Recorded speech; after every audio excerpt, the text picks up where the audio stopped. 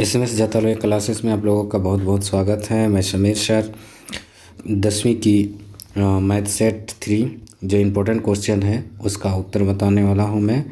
आप लोग इस वीडियो को देखिए, इस वीडियो पर बने रहिए, किस तरह से प्रश्न का उत्तर आने वाला है। ठीक है, तो पहला क्वेश्चन 156 को अभाज्य गुणनखंडों के गुणनफल के रूपों में लिखा जा सकता है।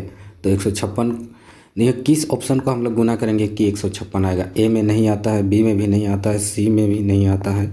ठीक है, तो आपका 156 डी ऑप्शन को गुना करेंगे तो आ जाएगा, इसलिए हमारा सही आंसर हो जाएगा डी। ठीक है, अगला प्रश्न है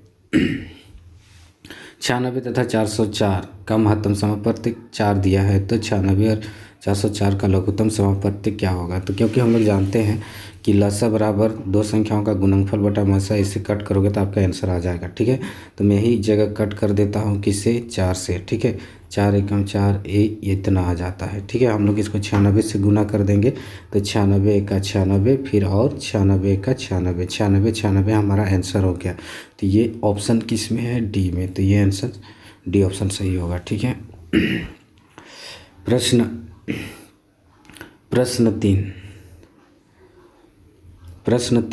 12, 15 और 21 का एलसीएम क्या होगा। तो बच्चों इसका जब एलसीएम निकालना होता है तो आप लोग सबसे पहले कट कर दीजिए, कट करके छोटा कीजिए।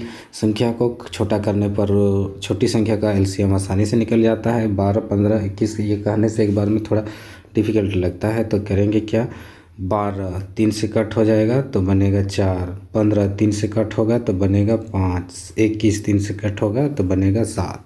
ठीक है, इसका एलसीएम निकाल के आप जितना से कट किए हैं उतना से फिर गुना कर दीजिएगा। ठीक है, 7, 5 और 4 का एलसीएम हो जाएगा इसका गुणनफल। ठीक है, क्योंकि अभाज्य संख्या इसमें शामिल है। 7 5 35, या फिर हम लोग इसको कर सकते हैं 4 5 20 और 20 7 100, आपका हो जाएगा 40। ठीक है, 140 को हम लोग किससे कट किए थे, 12 15 21 को 3 से, तो 3 से गुना कर दो। ठीक है, हमारा सही आंसर हो जाएगा 14 दूना 28, 14 तिया 42। ठीक है, और लास्ट एक 0 यानी 420, ऑप्शन बी सही होगा। ठीक है, इस तरह से हम लोग कर सकते हैं। अगला प्रश्न 4 धनात्मक विषम पूर्णांक निम्न में से किस रूप का नहीं हो सकता है। धनात्मक विषम पूर्णांक, तो विषम देखिए जिसका r के स्थान पर, ठीक है, राइट साइड यहाँ पे 1 है, ये तो हमारा विषम है, ये भी विषम है, ये भी विषम है, लेकिन 2 जो है ऑप्शन बी 6q + 2 ये विषम नहीं है, ये सम है। ठीक है, तो विषम नहीं है वो पूछ रहा था, तो हमारा सही आंसर, ठीक है, क्या हो गया, बी। ठीक है, अगला प्रश्न 5 इसमें शून्यक निकालना है। तो शून्यक निकालने के लिए क्या करना है, अंतिम पद को, ठीक है, जैसे इसको ऐसे तोड़ना है कि तोड़ी हुई संख्या को जोड़े या घटाए तो बीच वाला -5 आ जाना चाहिए। ठीक है, तो ये टूटेगा 2 और 3 से। ठीक है, तो 2 और 3 को जोड़ेंगे तब -5 आएगा, तब जोड़ने के लिए क्या करना होगा, -3 -2 यानी -2 -3 का हम लोग जोड़ेंगे तो -5 आएगा। जब शून्यक बताना होता है तो बच्चों क्या करना है, इसको प्लस में बदल दो तो आपका आंसर हो जाएगा। ठीक है, शून्यक तब हो गया 2 और 3। ठीक है, तो हमारा सही ऑप्शन है सी। ठीक है, अगला प्रश्न आ रहा है, देखिए 6, ये थोड़ा इम्पोर्टेंट क्वेश्चन है, देखिए, और थोड़ा सा डिफ़िकल्ट टफ क्वेश्चन है। यदि बहुपद x² + ax - b के शून्यक बराबर है, देखिए इनका जो शून्यक होगा वो बराबर होगा किंतु विपरीत हो। ठीक है, विपरीत हो तब a का मान क्या होगा। देखिए बच्चों मैं यहाँ पर दिखाना चाहूँगा, हम लोग बहुपद को लिखते हैं क्या, ax + bx + c = 0 इस रूप में लिखते हैं। ठीक है, तो हम लोग को यहाँ पर जो a का मान दिख रहा है, ठीक है, a बराबर कितना होगा 1। ठीक है, b बराबर कितना मिलेगा हमें, देखिए b बराबर हमें यहाँ कितना मिलेगा, ठीक है, इस बहुपद में देखिए a, ठीक है, और c बराबर -b मिलेगा। ठीक है, तो हम लोग चलते हैं, ये कहता है कि शून्यक एक दूसरे के विपरीत हो, ठीक है, और बराबर है तो क्या होगा। अगर हम पहला शून्यक मान लेते हैं x, ठीक है, तो दूसरा शून्यक क्या होगा हमारा -x, क्योंकि शून्यक बराबर है और विपरीत चिन्ह में है, ठीक है, तो ऐसे होगा। फिर हम लोग क्या करेंगे, ये दोनों शून्यक का योग लिखेंगे, जैसे अल्फ़ा प्लस बीटा, तब इसका सूत्र क्या होता है -b/a, ठीक है। तो अल्फ़ा प्लस बीटा, जैसे कि स्वयं संख्या एक प्लस में रहे और एक माइनस में रहे, तो इसको योग करेंगे तो हमारा आंसर क्या होगा बच्चों 0, ठीक है। तब इस अल्फ़ा प्लस बीटा का जगह में हमें मिल गया क्या 0, ठीक है। इस तरह से इतना समझ गया।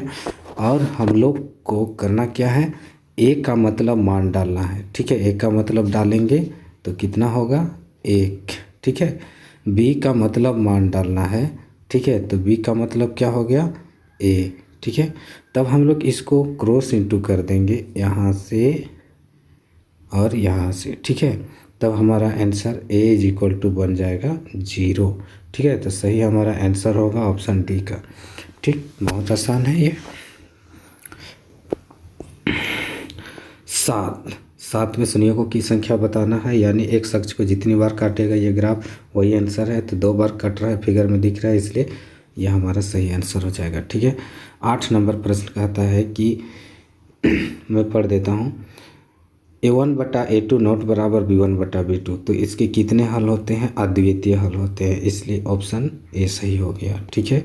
अगला प्रश्न 9 को देखते हैं, ठीक है।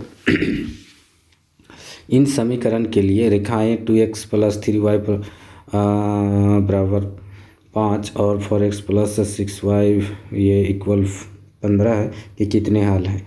तो कितने हल हैं पहले इसको तो चेक करते हैं, a1/a2 अथवा b1/b2 के रूप में, तो और पता करते हैं कि ये कितने हल हैं। a1/a2 का मान क्या हो गया 2/4, ठीक है, यानी 2/4 ये कटेगा, ठीक है, बराबर रखते हैं 3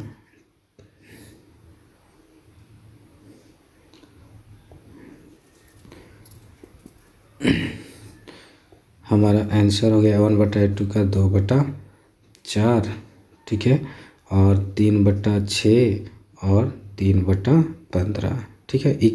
ये दोनों कटेगा 1/2 1/2, तो ये बराबर होगा, ये कटेगा तो 1/5 बना देगा, नो सॉरी यहाँ पर है 5, ठीक है, तो 1/3 बना देगा। तो a1/a2 बराबर b1/b2 नॉट बराबर c1/c2 हो गया। तो इसका क्या होता है, कोई हल नहीं होता है, इसलिए हमारा सही ऑप्शन हो जाएगा सी, ठीक है।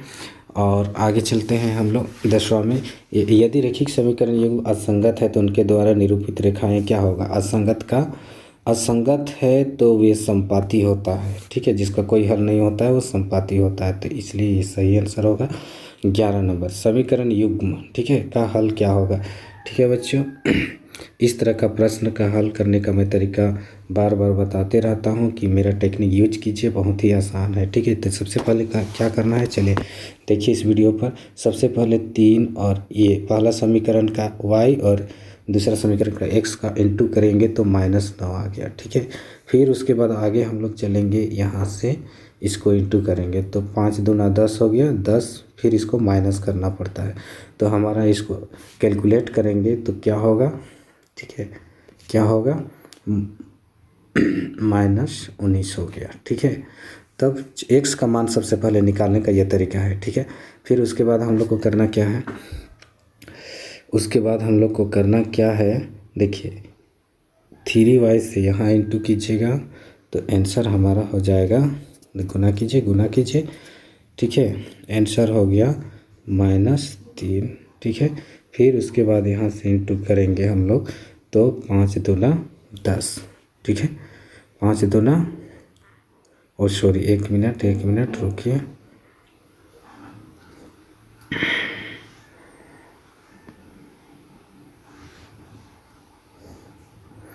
फिर हम लोग को करना कहाँ से है, हम लोग को करना है इसके साथ, ठीक है। तो 8 दूनी 16 हो गया, ठीक है, 8 दूनी 16, ठीक है।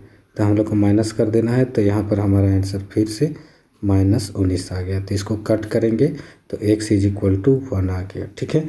तो हमारा ऑप्शन देखिए किसमें सही होता है, पहला, ठीक है, x का मतलब 1 है, तो यह हमारा सही आंसर होगा। और इसमें x का बराबर 2 है, ये गलत होगा। x का 3 है, ये गलत होगा। और x का -3 है, ये गलत हो जाएगा।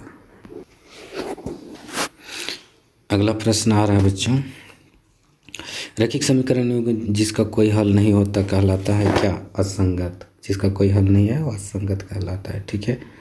अगला प्रश्न आ रहा है, देखिए समीकरण युग्म x + y यानी x y को जोड़िए तो 7 और x - y कीजिए तो 1। तो ये कौन ऑप्शन सही हो सकता है? देखिए इसके लिए तो कोई हल करने की ज़रूरत ही नहीं। 4 3 को जोड़ेंगे तो 7, 4 3 घटाएंगे तो 1। तो इसलिए ये ऑप्शन सही हो गया। ठीक है। अगला प्रश्न आ रहा है बच्चों, देखिए द्विघात तो पहचानने का बहुत ही आसान तरीका सब मैंने बताया। ये जो इक्वल है इस साइड में आपका, देखिए इसमें a + b का होल स्क्वायर है तो इधर x² आएगा और इधर x² नहीं आएगा। तो इसका मतलब हो गया कि ये द्विघात बहुपद है और ये आंसर हमारा सही होगा, या द्विघात समीकरण है। ठीक है।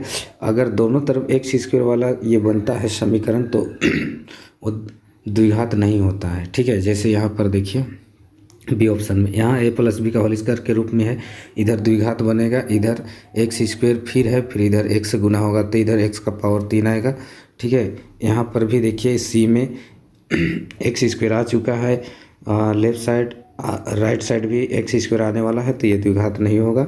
ठीक है। और ये तो है ही नहीं, इसलिए हमारा सही आंसर हो जाएगा ए।